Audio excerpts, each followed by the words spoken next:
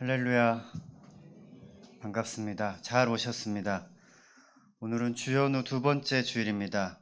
주연이란 말은 주님이 온 세상에 나타나셨다는 뜻입니다. 성탄절이 아기 예수님의 탄생을 기뻐하는 날이라면 주연절은 그분이 누구신지 공식적으로 드러난 날을 기념하는 그런 날입니다.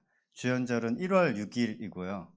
교회 전통은 주연절에 일어난 두 가지 중요한 사건을 기억합니다. 첫 번째가 동방박사들이 별을 보고 찾아와 아기 예수님께 경배한 사건입니다. 우리는 보통 성탄절에 동방박사님이 온 걸로 생각하잖아요. 그게 아니고 주연절에 왔습니다. 그러니까 성탄절에는 목자들만 온 거고 주연절에 동방박사들이 왔습니다. 이방이었던 그들이 황금, 유향, 모략, 즉 왕의 예물을 드림으로써 예수님이 만민의 왕이심을 드러냈습니다. 둘째 사건은 예수님이 요한에게 세례 받으신 사건입니다. 하늘에서 이는 내 사랑하는 아들이요 내 기뻐하는 자라. 그런 음성이 들려오면서 예수님이 하나님의 아들이자 구원자이심을 만천하에 공포한 날이 바로 주연절입니다. 1월 6일이고요. 이렇게 주연절은 예수가 진정한 왕으로 등극하신 날입니다. 주연 후 몇 주를 우리가 지키고 우리가 오늘 이제 두 번째 주일인데 이 세상에 참된 왕으로 오신 예수님을 제대로 알고 그를 따라 살기로 다짐하는 그런 주일입니다. 오늘 설교에서 시편 40편을 본문으로 정한 이유는 이 시편이 바로 하나님이 인정하시는 참된 왕의 모습을 보여주고 있기 때문입니다. 본문을 살펴보겠습니다. 시편 40편은 저에게는 참 익숙한 시편입니다. 시편 40편이라는 찬양을 혹시 아시나요? 네, 하나님의 음성을 듣고자 기도하며 귀를 기울이시고 내 기도를 들어주신다네. 깊은 웅덩이와 수렁에서 끌어주시고 나의 발을 반석 위에 세우시사 나를 튼튼히 하셨네. 새 노래로 부르자 랄라라. 이 찬양 아세요? 네, 많이 익숙한 찬양이죠. 하나님께 올릴 찬송은 새 노래로 부르자 하나님 사랑을, 이런 찬양 때문에 참 익숙한 시편입니다. 시편 40편. 좋은 내용이죠. 하나님께서 나의 기도를 들어주신다고 하니까 좋고, 웅덩이와 수렁에서 건져주신다고 하니까 또 좋습니다. 그러니까 이제 새 노래로 부르자고 제안하고 있는 것 같습니다. 가사만 보면 한 개인의 그냥 간증처럼 들리지만 이 시의 진정한 의미를 파악하려면 성경의 의미를 조금 더 들여다봐야 합니다. 성경은 이제 수천 년 전에 기록된 것이죠. 그래서 당시의 역사적, 사회적 맥락을 잘 모르면 본래 뜻을 오해하기가 쉽습니다. 시편 40편은 이렇게 시작합니다. 내가 여호와를 기다리고 기다렸더니, 이렇게 말을 하죠. 여기서 나는 누구일까요? 시편 40편의 나는 평범한 사람이 아닙니다. 평범한 사람이 아니라 왕입니다. 그 중에서도 다윗 왕입니다. 목동 다윗, 군인 다윗, 도망자 다윗이 아니라 왕의 자리에 앉아있는 다윗입니다. 시편 40편은 왕의 시편입니다. 왕의 처지에서 기가 막힐 웅덩이와 수렁은 무엇을 의미하는 것일까요? 개인적인 질병이나 사소한 실패라기보다는 국가의 존립이 위태로웠던 패배가 예견된 전쟁일 가능성이 큽니다. 그래서 다윗은 절망적인 전장에서 하나님을 기다리고 기다렸습니다. 마침내 하나님은 그를 건져서 반석 위에 세우셨고 그 입에 새 노래를 두셨습니다. 여기서 저는 새 노래를 왜 갑자기 부르나라는 그런 의문이 들었는데, 여기서 새 노래는 단순히 이제 기분 좋게 부르는 그런 노래가 아닙니다. 전쟁의 승리를 선포하는 승전가를 의미합니다. 하나님께서 구원해 주셨으니 새 찬양을 배워서 부르자, 이런 의미가 아니라 전쟁에서 질 것 같은 전쟁에서 이겼기 때문에 승전가를 부르는 것입니다. 6절에서 다윗은 놀라운 고백을 합니다. 하나님께서 제사와 예물을 기뻐하지 않으시고 번제와 속죄제를 요구하지 않으신다 라는 음성을 두 귀로 들었다고 그렇게 말하고 있습니다. 6절은 달리 말하면 하나님께서 예배를 기뻐하지도 않고 요구하지도 않는다는 말씀입니다. 이것은 예배 자체를 부정하는 말은 아닙니다. 예배가 삶으로 이어지지 않는다면 예배는 허상에 불과하다는 것을 의미합니다. 하나님께서 진정으로 원하시는 것은 예배 그 자체가 아니라 하나님의 뜻을 삶 속에서 실천하는 것입니다. 7절에 다윗은 그렇게 말합니다. 내가 왔나이다. 나를 가리켜 기록한 것이 두루마리 책에 있나이다. 이 고백은 왕의 소명을 다하겠다는 결단입니다. 다윗은 성전에 갇힌 신앙이 아니라 세상 속에서 하나님의 법을 실천하는 산 제사의 삶을 선택합니다. 8절부터 10절까지 이어지는 내용은 그 실천의 목록입니다. 첫째, 하나님의 법을 마음에 두는 삶. 둘째, 백성들 앞에서 정의와 공의를 선포하는 삶. 셋째, 변치 않는 성실과 인자로 공동체를 돌보는 삶. 다윗은 자신이 왕으로서 하나님의 뜻을 가슴에 품고 백성들에게 공의를 행하며 사랑으로 그들을 통치했음을 하나님 앞에 고백하고 있습니다. 오늘 본문을 통해서 우리가 가장 먼저 가슴에 새겨야 할 교훈은 바로 기다리고 기다리는 믿음입니다. 1절에서 다윗은 이렇게 선포합니다. 내가 여호와를 기다리고 기다렸더니 귀를 기울이사 나의 부르짖음을 들으셨도다. 다윗은 그냥 기다렸다고 하지 않고 기다리고 기다렸다는 말을 반복합니다. 이 말은 우리에게 기도의 강도를 높이는 것보다 하나님의 때를 기다리는 인내의 시간이 중요하다는 것을 가르쳐 줍니다. 우리가 이렇게까지 기다려야 하는 이유는 무엇일까요? 바로 우리가 처한 상황이 내 힘으로는 도저히 빠져나올 수 없는 기가 막힐 웅덩이와 수렁이기 때문입니다. 여기서 기가 막힐 웅덩이가 어떤 곳인지 잠깐 살펴보겠습니다. 이 표현은 원래 무시무시한 소음이 가득한 곳이라는 의미를 담고 있습니다. 제가 아까도 말씀드렸지만 패배가 예견된 전쟁, 전투라고 생각해 보시면 돼요. 사방에서 막 적군의 함성이 들려오고 병거 바퀴 소리가 땅을 뒤흔드는 아수라장 같은 전쟁터를 한번 떠올려 보십시오. 탱크 소리가 나고 총 쏘는 소리가 여기저기서 나고 포탄 쏘는 소리가 난다고 생각을 해보십시오. 왕이었던 다윗에게 이 웅덩이는 나라의 존립이 위태롭고 왕으로서 자존감이 무너져 내리는 한 치 앞도 분간할 수 없는 대혼란의 현장이었습니다. 너무나도 소란스럽고 정신이 없어서 이럴 때 우리가 하는 말이 기가 막힌다죠. 기가 막힌다는 말밖에 나오지 않는 절망적인 상황이었던 것입니다. 또한 수렁은 어떤 곳입니까? 수렁에 빠져본 적 있으신가요? 없으시죠? 갯벌에 빠져본 적은 있으신가요? 굉장히 당황스러울 겁니다. 한번 발을 빠지면 발을 딛고 서 있을 바닥이 없는 진흙 구덩이가 바로 수렁입니다. 수렁의 무서움은 내 힘으로 빠져나오려고 하면 할수록 더 어떻게 되죠? 몸이 더 빨려 들어갑니다. 다윗은 깨달았습니다. 왕인 내가 가진 지략이나 군사력을 쓰면 쓸수록 상황이 더 악화될 뿐이라는 것을 말입니다.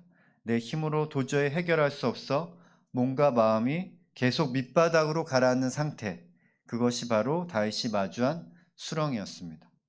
이런 기가 막힐 상황에서 우리는 보통 어떤 선택을 할까요? 한 3가지 정도 생각해 볼 수 있습니다. 첫째, 더 처절하게 하나님께 매달린다. 둘째, 담담하게 기다린다. 셋째, 포기한다. 다윗은 여기서 두 번째 길, 하나님의 선하심을 믿으며 기다리고 또 기다리는 것을 선택했습니다. 하나님은 우리가 큰 소리로 비명을 질러야만 겨우 고개를 돌리시는 분이 아닙니다. 하나님은 선하신 분입니다. 우리가 정의를 구하고 하나님의 뜻을 행하기 위해서 기도하고 있다면 하나님은 이미 그 모든 상황을 지켜보고 계시며 응답할 때를 기다리고 계십니다. 다만 그 응답의 시계는 우리의 조급함이 아니라 하나님의 완벽한 지혜에 맞춰져 있을 뿐입니다. 기다림은 단순히 아무것도 하지 않고 시간을 죽이는 정지 상태가 아닙니다. 기다림 자체가 깊은 기도가 됩니다. 내가 발버둥 치는 것을 멈추고 나를 끌어올리실 하나님의 손길에 내 모든 소망을 고정하는 능동적인 행위입니다. 다윗은 그 소란스러운 웅덩이 속에서 자신의 발밑에 진흙을 보지 않고 하늘의 하나님을 바라보며 인내했습니다. 우리의 기도는 때로 강도를 높여야 할 때도 있지만 많은 경우 이 기다림이 필요합니다. 우리가 선한 기도 제목을 가지고 있다면 하나님은 반드시 응답하십니다.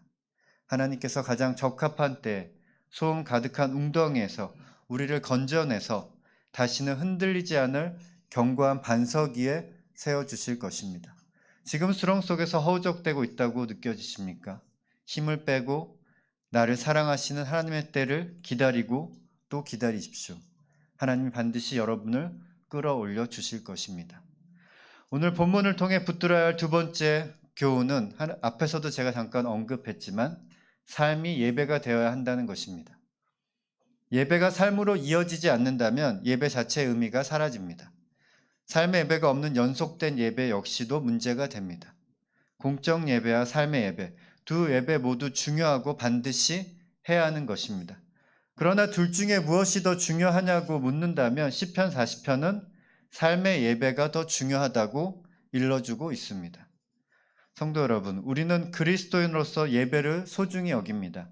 하나님 사랑과 이웃 사랑, 하나님에 대한 그 둘 중에 하나님에 대한 사랑을 가장 직접적으로 표현하는 통로가 바로 예배입니다.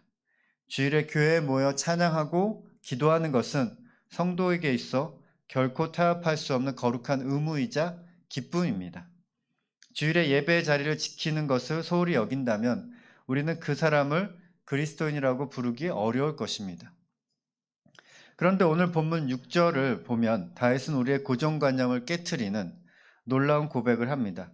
하나님께서 자신의 귀를 열어 이렇게 말씀하셨다는 것입니다. 제사와 예물을 기뻐하지 아니하시며 번제와 속죄제를 요구하지 아니하신다. 이 말씀은 하나님께서 예배나 헌금을 아예 원하지 않으신다는 뜻은 아닙니다.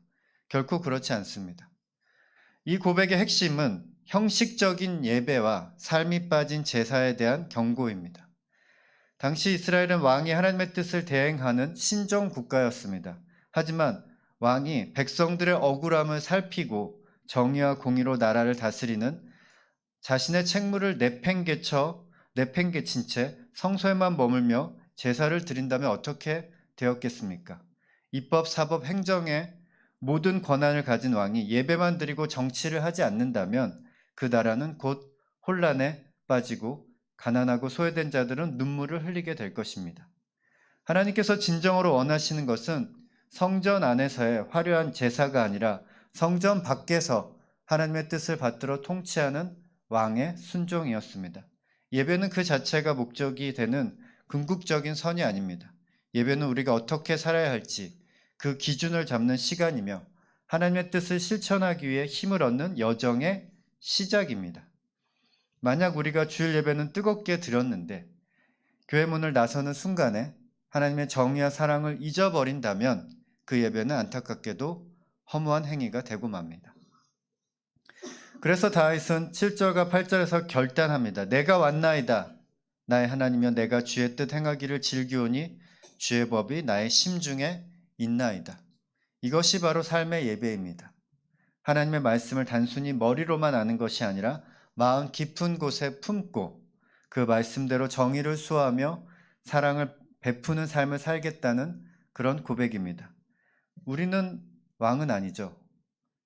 각자의 삶의 현장에서 그러나 우리는 왕과 같은 제사장으로 부름받았습니다.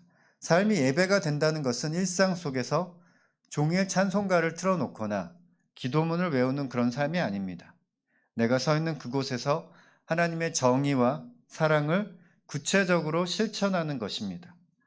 우리가 비록 왕과 같은 권한이 있는 것은 아니지만 할 수 있는 일은 생각보다 많이 있습니다. 무엇이 있을까요? 무엇보다도 우리는 우리 주변 사람에게 관심을 가지고 그들을 살펴보고 그들과 대화해야 합니다. 그들이 어떤 상황에 놓여 있고 어떤 문제와 싸우고 있는지, 내가 도와줄 수 있는 일이 있는지 살펴야 합니다. 개인적으로 할 수 있는 일들이 생각해보면 참 많습니다. 예를 들어 이웃의 유익을 위해서 조금 더 불편하고 비싼 값을 치르더라도 주변 상권을 살리는 그런 소비를 할 수 있습니다. 그런 선택을 할 수 있습니다. 우리는 주로 어떻게 물건을 사는 데 익숙하냐면 온라인 최저가를 찾아서 거기서 이제 결제를 할 때가 많죠. 특히 이제 젊으신 분들일수록 더 그럴 거예요. 하지만 우리 곁에서 땀 흘려 일하시는 이웃의 물건을 사주는 것, 그것이 바로 성경이 말하는 이웃사랑의 실천이자 삶의 예배입니다. 사회적으로는 이태원 참사와 같이 억울한 죽음을 당한 이들의 진상을 규명하는 목소리에 귀를 기울이고 청원에 동참하거나 그들에게 후원을 할 수도 있습니다. 대기업이나 권력자의 입김에 따라 좌우되지 않고 공정한 사실 전달을 위해 쓰는 언론사를 위해서 정기적으로 소액 후원을 하는 것도 정의를 실천하는 일입니다. 악덕 기업에 대한 보이콧도 삶의 예배가 될 것입니다. 정치적으로는 선거를 통해서 하나님의 나라가 추구하는 가치를 실현할 수 있는 지도자를 선출하는 일에 참여할 수도 있습니다. 우리나라 같이 대통령제 국가에서는 대통령이 거의 왕에 맞먹는 권력을 가지고 있습니다. 누가 대통령이 되느냐에 따라서 나라의 운명이 완전히 바뀔 수 있습니다. 따라서 하나님 뜻에 합당한 지도자를 분별하고 그에게 표를 던지는 것도 하나님께서 기뻐하실 일입니다. 사랑하는 성도 여러분, 예배는 선을 실천하기 위한 기준을 잡는 시간입니다. 길을 선택했다면 그 길을 걸어가야 합니다. 여러분의 가족에게, 교회 형제 자매들에게, 직장 동료들에게, 그리고 특별히 이 사회에 소외된 자들에게 하나님의 정의와 사랑을 실천하십시오. 그때 비로소 여러분이 드리는 주일 예배는 하나님이 향기롭게 받으시는 온전한 제사가 될 것입니다. 예배만 드리고 주변 사람에게 관심이 없다면 그 사람에게 하나님은 시편 40편 6절과 같이 말씀하실 것입니다. 나는 너의 예배를 기뻐하지 않는다. 사랑하는 성화교회 성도 여러분, 기다리고 기다리면서 또한 삶으로 예배를 드리십시오. 이것이 바로 시편 40편의 핵심 메시지입니다. 좋은 말씀입니다. 그런데 제가 좀 반항심이 있잖아요. 그죠? 좀 아시겠죠? 또 질문하는 습관이 또 있습니다. 저는 시편 40편을 읽고 묵상하면서 좀 반항심이 좀 생기고 의문이 생기는 부분이 있었어요. 기가 막힐 웅덩이와 수렁에서 끌어올려 주신다고 하니까 은혜롭기는 한데 이 구절이 마음에 걸렸습니다. 일단 시편 기자가 자신의 상황이 얼마나 당황스러웠으면 기가 막힐 웅덩이라고 말했을까? 수렁이라고 말했을까? 그런 생각이 들었고요. 더불어서 거기서 구해주시는 건, 하나님께서 이렇게 구해주시는 건 좋은데 애초에 그런 곳에 안 빠지게 하면 안 될까? 거기에 꼭 빠지게 놔뒀다가 기다리고 기다리니까 한참을 기다렸다가 구해주시는 거는 왜일까? 무슨 똥개 훈련인가? 라는 생각이 들었습니다. 기가 막힐 웅덩이와 수렁에 빠졌다고 생각을 해보십시오. 오래 기다릴 수가 없어요. 막 빠져들어왔는데 어떻게 오래 기다려요? 여유가 없습니다. 당장 죽을 것 같은데 어떻게 오래 기다립니까? 하나님, 허우적대지 말고 그냥 안전하게 살게 해주시면 안 될까요? 꼭 기가 막힐 웅덩이와 수렁에 빠뜨렸다가 건져내셔야만 하겠습니까? 이게 저의 솔직한 심정이었습니다. 그러다 문득 떠오르는 그림이 하나 있었습니다. 네, 그림 보여주세요. 라파엘로가 그린 예수의 변모라는 그림입니다. 잘 보세요. 잠깐 보십시오. 네, 전체적인 그림 한번 보십시오. 변화산에서 예수님이 변화되는 모습을 담은 그림입니다. 이 그림은 라파엘로의 유작입니다. 37살의 라파엘로가 죽었고 그가 죽었을 때 그의 곁에 이 그림이 있었다고 합니다. 다 완성을 하지 못한 채 죽어서 그의 수제자가 일부분을 완성을 했다고 합니다. 변화산에서 예수님이 변화되는 모습을 담은 그림입니다. 예수님의 옷은 세상 그 무엇보다도 하얗게 빛나고 모세와 엘리야가 양옆에 서 있습니다. 그 영광에 압도된 베드로는 황홀경에 빠져 외쳤습니다. 네, 아는 분들은 아시겠지만 베드로는 이렇게 외쳤죠. 예수님, 여기가 너무 좋아요. 제가 초막 3개 짓겠습니다. 텐트 3개 짓게요. 하나는 예수님을 위해서, 하나는 모세를 위해서, 하나는 엘리야를 위해서 제가 초막을 3개 짓겠습니다. 저희 건 필요 없어요. 그냥 3분 거 짓고 저는 여기 그냥 함께 있는 것만으로 만족합니다. 내려가지 말고 여기서 계속 지내자는 말이었습니다. 그런데 이 그림을 보십시오. 예수의 변모라는 제목을 가진 이 그림은 예수의 변모만을 담고 있는 것이 아닙니다. 라파엘로가 왜 이렇게 그렸는지 모르겠어요. 근데 그 아랫부분을 보시면 잘 보십시오. 어떤 장면인 것 같습니까? 아이가 있는데 아이가 좀 어때 보입니까? 아이가 아버지로 보이는 사람의 아이를 잡고 있어요. 아이가 그리고 막 근육이 막 대단해 보입니다. 그죠? 잘 보시면 이 근육이 보입니다. 이 아이는 귀신 들린 아이입니다. 지금이라면 아마 뭐라고 그랬겠죠? 미친 아이라고 했을 겁니다. 아빠로 보이는 사람이 이 아이를 데리고 온 것 같고 그 옆에 엄마인지 누나인지 보이는 사람이 하나 있습니다. 그리고 그 옆에 제자들과 사람들이 모여 있는데 지금 막 우왕좌왕 난리가 난 상황입니다. 귀신 들린 아이는 와서 희한한 말과 행동을 해내고 힘까지 세요. 가족들은 막 어떻게 해달라고 막 하고 있는데 여기 남아있는 제자들은 뭘 시도를 해보는데 전혀 효과가 없습니다. 지금 변화산 위에서는 예수가 모세와 엘리야와 더불어 영광스러운 장면을 연출하고 있는데 산 아래는 어지러운 상황에 빠져 있습니다. 전체를 다시 한번 보여주실래요? 네, 요런 상황입니다. 이렇게 같이 그린 거예요. 두 그림을 합한 게 아닙니다. 같은 그림입니다. 제가 그곳에 있었다면 예수님께 이렇게 요구했을 것입니다. 예수님, 저기 아래로 내려가지 말고 여기 삽시다. 저기 미친 사람 있어요. 기가 막힐 웅덩이와 수렁이 있습니다. 그리 가지 말고 우리 좀 고상하고 우아하게 살면 안 되겠습니까? 그냥 좀 이렇게 좀 좋을 것 같습니다. 베드로는 초막 3개 짓겠다고 했는데 예수님은 그 베드로의 말에 뭐 그러자 그러지 말자라는 뭐 이런 방구에 응답이 없으셨습니다. 그리고 그냥 내려가셨어요. 예수님은 기가 막힐 웅덩이와 수렁을 피하지 않으셨습니다. 저기 아래 미친 사람이 있는데 피하려면 분명히 피할 수도 있었을 텐데 변화산에 그냥 머물자고 했던 베드로의 요청을 무시하고 웅덩이와 수렁을 향해 내려가셨습니다. 예수는 귀신 들린 아이를 고쳐주셨습니다. 그 아이와 가족들과 제자들을 웅덩이와 수렁에서 건져내셨습니다. 하지만 예수 자신은 십자가라는 더 기가 막힐 웅덩이와 수렁에 빠졌습니다. 사람들이 저러다 예수가 죽을 것 같다고 생각을 했을 것입니다. 예수도 몰랐을 리가 없습니다. 예수는 굉장히 명민한 사람이었거든요. 하나님은 당신의 아들이 그 깊은 곳에서 죽어갈 때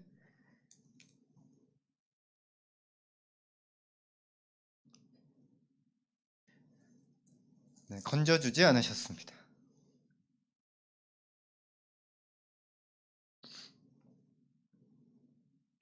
예감을 했는데 네. 예수는 하나님의 구원을 계속 기다렸습니다. 결국 숨을 거두었습니다.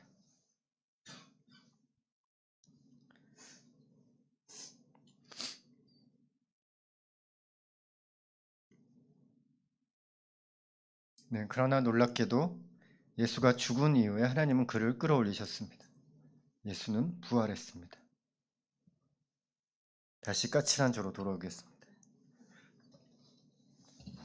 저는 솔직히 세상에 왜 기가 막힐 웅덩이와 수렁이 있는지 그리고 왜 하나님 우리가 거기에 빠지도록 내버려 두시는지 잘 모르겠어요. 기가 막힐 웅덩이와 수렁이 없었으면 좋겠습니다.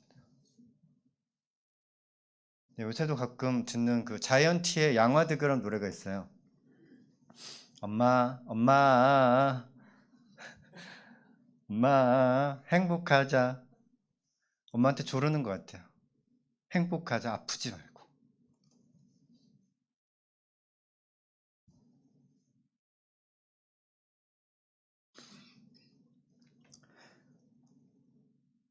저도 딱 하나님께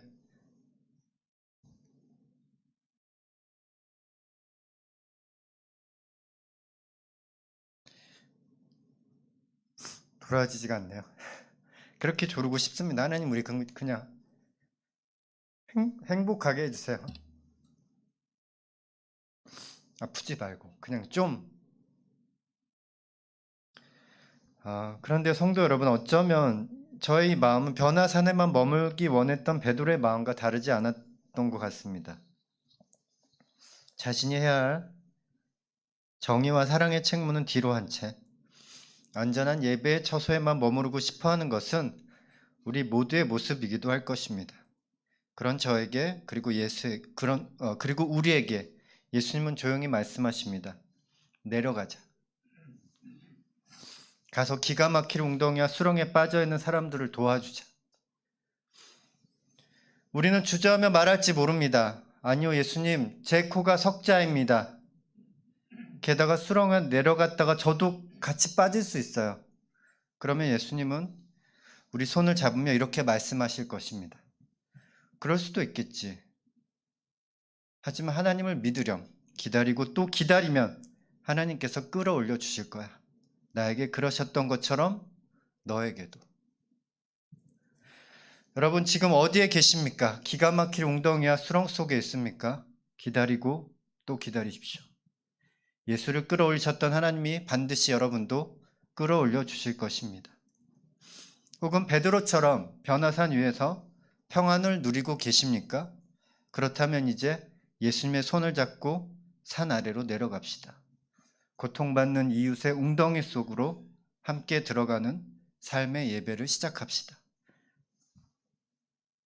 하나님께서 예수님을 끌어올리셨듯 반드시 우리 모두를 끌어올려 반석 위에 견고히 세워주실 것입니다. 할렐루야. 기도하겠습니다.